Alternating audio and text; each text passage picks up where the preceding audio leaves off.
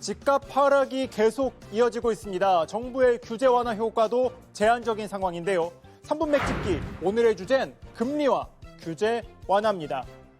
새해가 시작한 뒤 서울과 수도권의 아파트 가격 흐름입니다. 1월 3일 정부의 규제 완화 발표 이후에 낙폭이 조금씩 줄어드는 모습 볼 수가 있는데요. 이 9주 만에 역대 최대 하락세를 멈추고 9개월 만에 낙폭을 줄였습니다. 다만 집값 하락, 그러니까 약세는 보시는 것처럼 계속 이어졌습니다. 특히 매주 1% 가까이 빠지던 경기와 인천의 경우도 떨어지는 속도가 조금 줄긴 했지만 여전히 많이 빠지고 있는 상황입니다.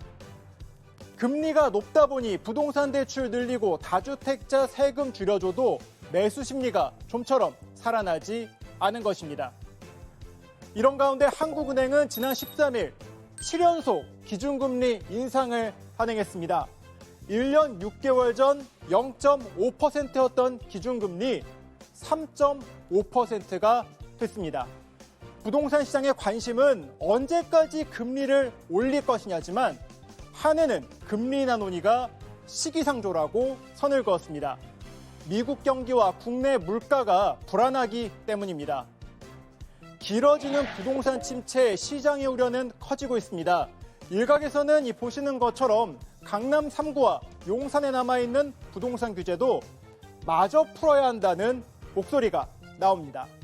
지금껏 나온 규제 완화 정책 효과는 제한적이므로 제초한 실수요자 금융 규제 완화, 서민 주거 복지 등 단계적인 정책 보완 노력이 필요해 보입니다. 하지만 규제 풀어도 집값 하락 못 막고 투기를 조장할 수 있다는 반대 목소리도 적지 않습니다.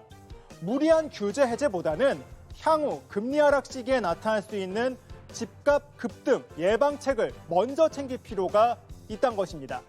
6, 7년이 아마 물량이 빌지 몰라요. 예. 그럼 그때는 지금과 다른 상황이 돼버릴 거예요, 사실은요. 그러니까 그때가 되게 위험해요. 그래서 지금 정부가 할 일은 수요 진작제 이거 지금 필요 없어요. 왜냐하면 실효성이 없다니까요. 그럼 아예 미래를 내다보고 서울이에요, 서울. 서울과 서울 근거리 안에 있는 지역에서 공급할 수 있는 물량을 해야 돼요. 규제 완화와 금리를 놓고 한쪽에선 풀고 다른 쪽에선 죄며 어느 쪽 압력이 큰지 힘겨루게 하는 국면입니다.